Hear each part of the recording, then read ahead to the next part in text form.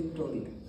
Deseo felicitar al departamento por esta actividad y a los estudiantes, sobre todo, que participaron en el documental y que accedieron, ¿verdad?, a trabajar en el mismo. Les quedó fabuloso. Fíjense que hemos visto en el documental cómo la historia de la mujer está teñida por diferentes estereotipos. En el caso de Rosalind Franklin, vimos que uno de los estereotipos es la mujer no sirve para la ciencia, ¿verdad? Y es que los estereotipos han afectado a la mujer a lo largo de la historia. Y cuando hablamos de un estereotipo de género, estamos hablando de una idea generalizada sobre características o los papeles que debería realizar o no realizar una mujer o un hombre. Existen estereotipos que encasillan a las personas y lo más triste es que los privan de sus contribuciones a la sociedad, a personas talentosas, y son reducidas por ese estereotipo. Con respecto a la mujer existen varios. Ustedes probablemente me puedan decir algunos más, pero voy a mencionar varios. La mujer tiene el cerebro más pequeño, por eso es menos apta para el campo intelectual. La tarea de cuidar corresponde a las mujeres. Vemos que cuando hay que cuidar niños o ancianos y hay 8 hijos, pues les toca a las mujeres. Los varones prácticamente suelen, ¿verdad?, estar excluidos porque respondemos como sociedad a este estereotipo. Las víctimas de violencia sexual consienten, puesto que su vestimenta es provocadora, no es decente, debe ser más recatada, y entonces le pasó porque ella quería que le pasara. Y otro estereotipo es las mujeres no sirven para ejercer el liderazgo sobre los varones. Fíjense que estos estereotipos contribuyen a la violación de derechos, entre los cuales están el derecho a la educación, el derecho a la salud, el derecho a tener un nivel de vida adecuado. Fíjense que en la historia podríamos ver diferentes estereotipos, pero voy a mencionar uno que me pareció muy interesante, y es el de las mujeres que durante los siglos XIV al XVII fueron acusadas de brujería. Fíjense que el estereotipo era: hay mujeres brujas que con sus maleficios pueden, ¿no?, esto, provocar que se pierdan las cosechas. Dígame cualquier mujer aquí que tenga ese poder. Provocar que se pierdan las cosechas. Provocar la muerte de niños recién nacidos. El nene se murió porque esta bruja hizo que se muriera. Impedir la descendencia de hombres y mujeres. Esta no tiene hijos porque aquella que es bruja hizo algo, un maleficio para que no tuviera hijos. Se pensaba, el colmo, que podían volar en las noches y que podían transformarse en perros, en gatos y sapos. Fíjense que esto, ¿verdad?, son estereotipos de la Edad Media, del siglo XIV, y durante este periodo la brujería se asoció predominantemente con las mujeres. Fíjense que había hombres brujos, pero eran ellas eran, ¿verdad?, las que recibieron la mayor carga con respecto a estas percepciones que había en esa época. ¿Y saben por qué? Porque se asociaban estos eventos con las mujeres. Decían que las mujeres eran más débiles, eran más susceptibles a la tentación demoníaca, eran manipuladoras, podían seducir, manejaban artes como el de la seducción y el secreto. Fíjense que son exageraciones, estereotipos negativos que comúnmente asociaban con estas mujeres. Elizabeth Johnson, en 1992, escribió lo siguiente: estos estereotipos sirven para reforzar las normas de género, al castigar a aquellas mujeres que desafían las expectativas sociales, etiquetándolas como otras o como agentes de caos y disrupción. Fíjense que la mayoría de las mujeres que murieron en la hoguera, fíjense que no era una muerte silenciosa, eran mujeres que eran torturadas, morían en las hogueras, eran, les voy a decir, mujeres que tenían conocimiento, eran cocineras, eran perfumistas, curanderas, consejeras, campesinas, parteras o nanas.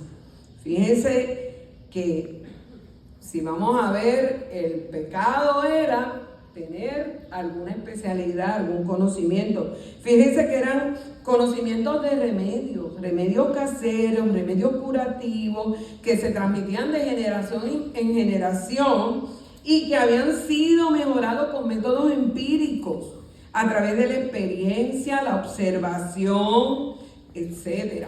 Fíjense que eso les valió a estas mujeres, ¿verdad?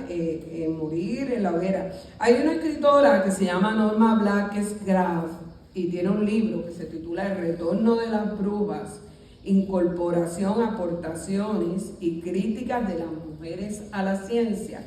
Y esta señora explica en qué consistían las habilidades de esas cocineras, perfumistas y curanderas. Incluso existen trabajos que analizan cómo eran esas recetas de esas mujeres que se dedicaban, ¿verdad?, a curar. Muchas de ellas, su pecado fue sanar, desempeñarse en las comunidades como sanadoras. Cuando había un niño enfermo, decían, llama a fulana, que es curandera, que tiene unos remedios para esa enfermedad.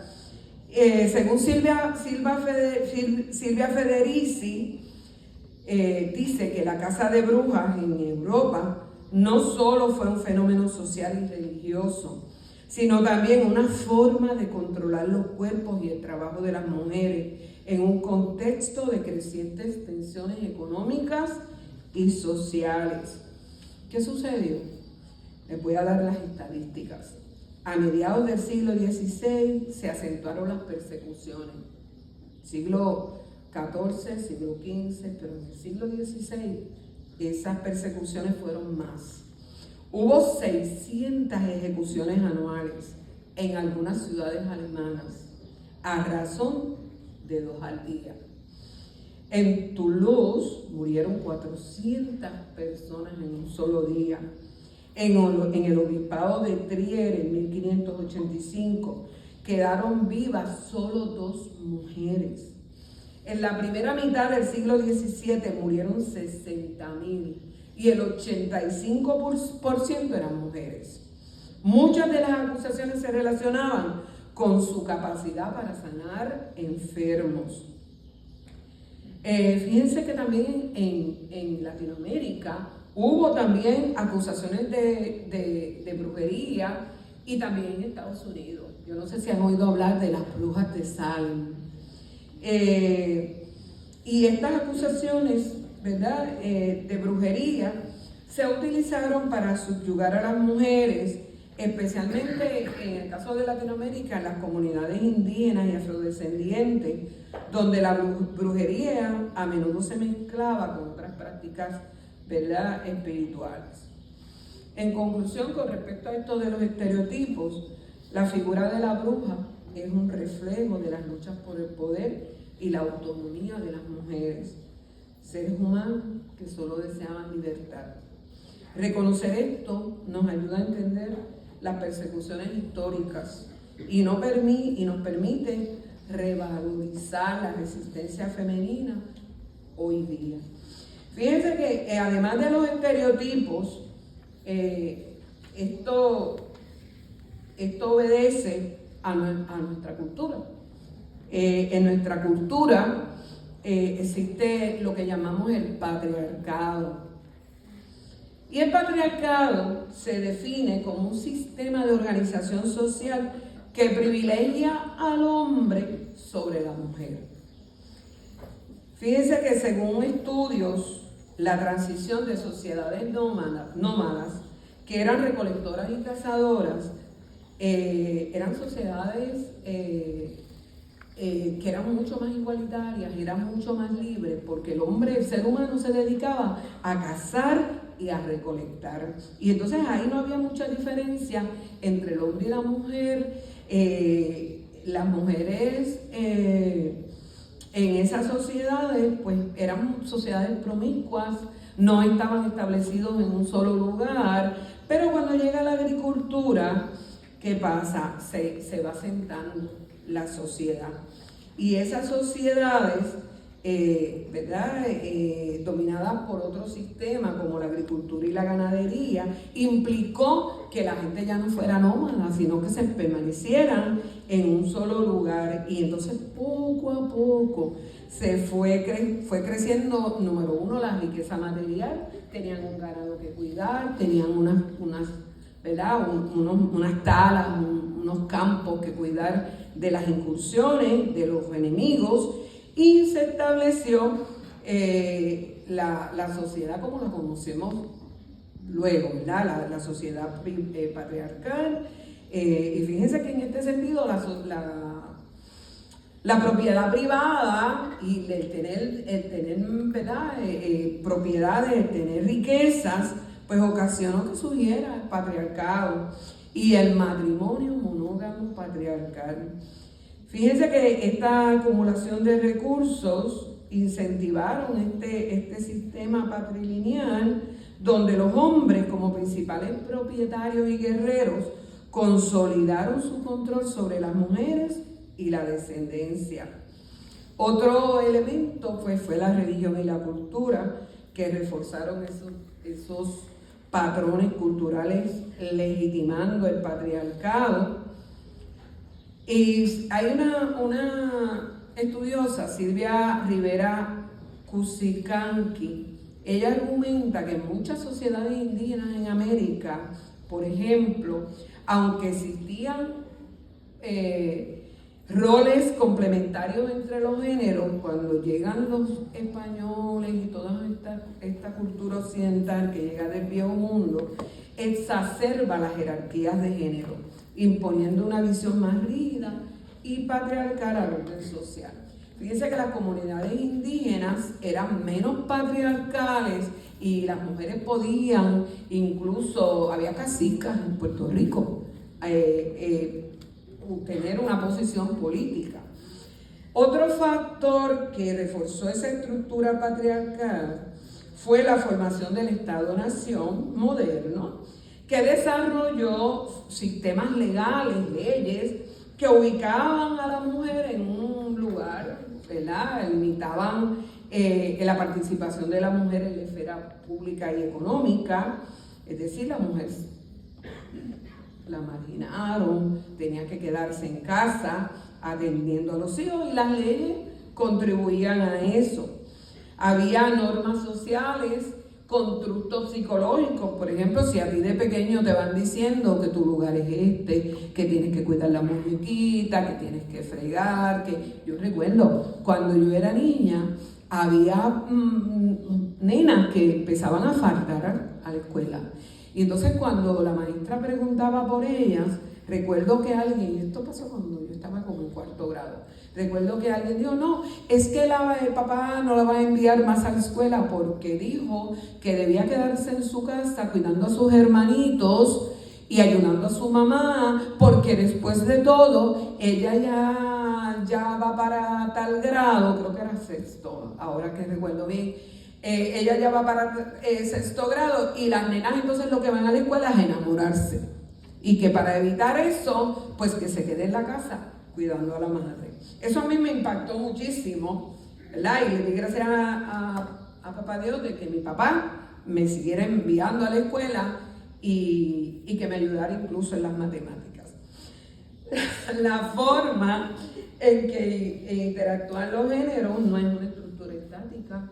Eso va cambiando. Yo estoy segura que este sistema patriarcal no es hoy igual, y aquí mis compañeras tal vez pueden decir, y mis compañeros, no es exactamente igual a como eran en estos años. Esto va cambiando, pero es evidente, y yo no sé lo que ustedes crean, pero a mí me parece evidente que el patriarcado es una estructura que se resiste a desaparecer. Yo creo que eso está ahí. No sé lo que ustedes piensan. Eso estaba pensando Elba, ¿verdad? Que aunque hemos avanzado, pero todavía tenemos lucha, ¿verdad?, por adquirir la posición que nos toque a las mujeres. Exactamente, gracias Lourdes. Fíjense que es nuestra responsabilidad idear estrategias efectivas que promuevan una mayor igualdad de género. ¿Por qué? Porque estamos en el siglo XXI y ahorita les voy a explicar cuán importante resulta esto. Bien, les voy a hablar un poquito antes, si me lo permiten, de cuáles son las características de la familia patriarcal. La familia patriarcal establece relaciones jerárquicas basadas en género y edad. ¿Quién es el que manda? El padre o el mayor, porque en ausencia del padre, el hijo mayor también tenía, ¿verdad?, cierto liderazgo. El padre, tiene la capacidad de aprobar o rechazar las decisiones importantes, controla todo lo relativo a los recursos económicos. En una posición inferior a la del padre se encuentra la madre, quien está reducida a las necesidades cotidianas. ¿Cuáles son las necesidades cotidianas? Lavar, planchar, cocinar, atender los nenes. Esta dinámica reforzaba la desigualdad de género y limitaba las oportunidades de las mujeres para influir en su propio destino y en la comunidad. ¿Por qué digo en su propio destino? Porque incluso el padre decidía si la niña iba a estudiar, dónde iba a estudiar, como le pasó a Rosalind Franklin, que su padre no quería que ella estudiara ciencia. Incluso dejó de apoyarla financieramente porque lo que quería estudiar era ciencias. Y eso es, ¿verdad?, es un hecho. En la estructura patriarcal los hijos deben someterse a la voluntad del padre, lo que supone que en el marco familiar hay unos que saben lo que es bueno, lo que hay que hacer, y hay otros que no saben, que desconocen la diferencia entre el bien y el mal y lo que les conviene. Los que no saben, por supuesto, tienen que sujetarse a los dueños del conocimiento y obedecer. Fíjense que la obediencia es entonces una virtud suprema en la familia patriarcal. También supone la superioridad del hombre sobre la mujer. Superioridad que se ha entendido de distintas maneras, que van desde la sumisión de la mujer al hombre hasta la asignación de diversos papeles para cada género. La misión de los hijos, como dije antes, es entonces la obediencia al padre, y es uno de los principios que sustenta la ideología patriarcal. Es la idea de que la mujer no es autosuficiente, necesita, ¿verdad?, que la dirija, de modo que es deber del hombre protegerla. Esa actitud sienta las bases del orden patriarcal, que ubica a las mujeres en la posición subordinada que vemos en muchas obras literarias, y nos parece útil el siguiente fragmento de la novela La Llamarada del novelista puertorriqueño Enrique Laguerre para ilustrar un ejemplo de cómo funcionaba, ¿verdad?, la familia patriarcal. Ese carácter, ¿verdad?, de la familia patriarcal, cómo era que se manejaba. Le voy a pedir a la señorita Joanelis Pagán que tenga bien leer el fragmento de La Llamarada.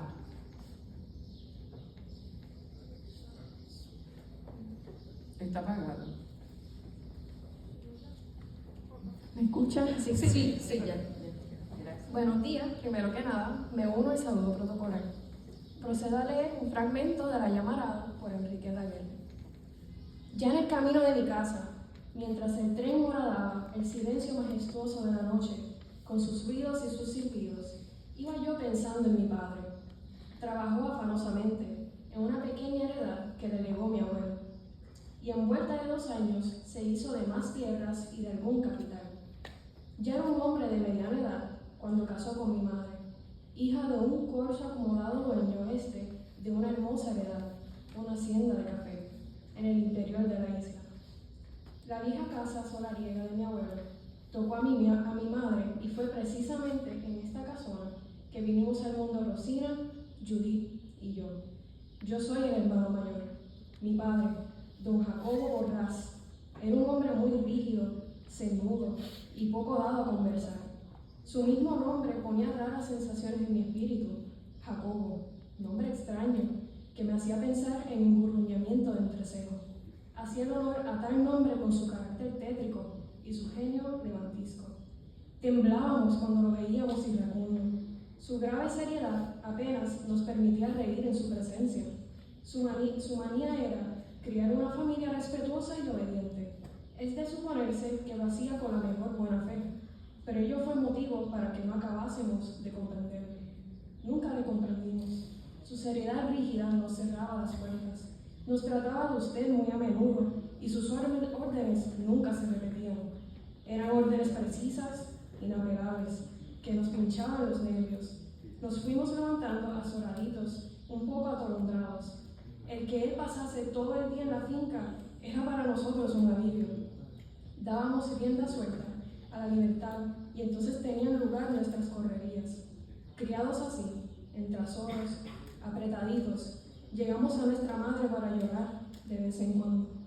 Nuestro padre era muy enamorado y sostenía relaciones con otras mujeres. Me es doloroso decir esto, pero lo que estoy escribiendo es una confesión.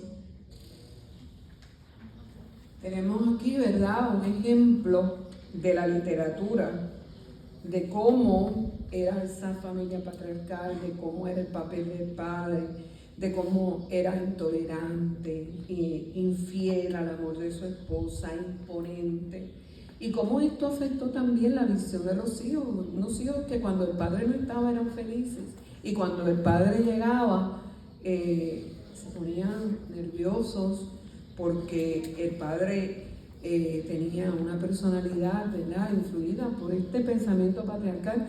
Fíjense que las ideas patriarcales van de generación en generación. Yo pienso que esto ha variado. Los hombres hoy día no necesariamente, ¿verdad?, asumen esta posición, pero sí recuerdo, mi papá era un señor bien estricto y aunque no corresponde, ¿verdad?, con este modelo que pinta Enrique Laguerre en este fragmento, me parece a mí que es importante, ¿verdad?, ver que al final, y lo voy a leer de aquí, este hombre se arrepiente y pide perdón a sus hijos. Y esto es triste, porque lo que quiere decir es que el sistema patriarcal no solamente afecta a la mujer, afecta al padre, afecta a los hijos, afecta al hombre, porque el hombre siente que tiene que ser estricto, que tiene que ser fuerte, y incluso sus sentimientos. Yo recuerdo que cuando mis hermanos jugaban, yo tenía tres hermanos varones, cuando mis tres hermanos jugaban y el mayor ganaba, el chiquito, uno de los pequeños se ponía a llorar. Y mi hermano mayor le decía, los hombres no lloran. Y el hermano chiquito decía, pero yo lloro. Y veo en esa expresión que me ocasionó gracia en ese momento, una afirmación de su humanidad. Somos humanos, tenemos lacrimales y tenemos lacrimales tanto hombres como mujeres. Por lo tanto, Dios en su inmensa sabiduría creó esa pequeña válvula para que también los hombres puedan expresar sus sentimientos, ¿verdad? Otra parte de la llamarada dice, hasta mediados del siglo XX, mientras el varón iba a la escuela hasta terminar, incluso a la universidad, la niña era retirada de esta al concluir la primaria, y cito, esto es lo que es de la llamarada, porque querían que ellas fuesen mujeres de la casa. No protestaron las muchachas. Parece que a ellas no les gustaba mucho la escuela igual. Esta visión patriarcal y sexista que coloca a la mujer en un lugar inferior y estereotipado se reitera en la expresión, y cito, tú sabes que de 1000 mujeres, 1001 son tontas de remate. Estoy citando la llamarada. Cabe aquí exponer características fundamentales de una familia patriarcal, modelo que prevalece en las familias de origen latino y que tanto Antonio C. Pedreira como René Márquez atribuyen a la herencia española. Fíjense que estos dos autores en la literatura atribuyen esa herencia patriarcal a la cultura española. Bien, fíjense,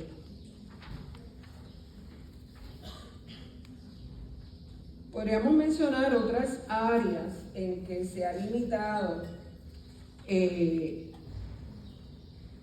desarrollo de la mujer. Se ha limitado, como hemos visto en las lecturas que hemos tenido, en la educación. Fíjense que a la mujer se le ha hecho más fácil incursionar en campos como la educación o la enfermería, que son relativos a características que se atribuyen a la mujer, como que cuida a los nenes y como que puede sanar, puede ayudar a sanar. Fíjense que en esas áreas la mujer no ha tenido mucho problema, pero en el área de las ciencias, como hemos visto en el día de hoy, y en la política, en la ingeniería, en la arquitectura, en la medicina, entre otras áreas, pues se ha limitado el acceso de la mujer a la educación. En la política también se ha limitado el acceso a la mujer. Sirvan como paradigma los siguientes datos. Las mujeres rompen otros récords, pero aún representan solo 1/4 parte del Congreso de Estados Unidos. En el Congreso hay 149 mujeres, pero hay 535 hombres. Vemos una desproporción, ¿verdad?, bastante llamativa. Además de haberse limitado, ¿verdad?, en la política, y si la mujer es negra, pues peor todavía. Fíjate que en 1916-17 la primera mujer sube, ¿verdad?, pertenece al Congreso, pero no es hasta 1968 que una mujer negra entra al Congreso, o sea que son muchos años después. En el ámbito laboral, las mujeres enfrentan discriminación salarial, segregación ocupacional, se limita el ascenso a posiciones de liderazgo.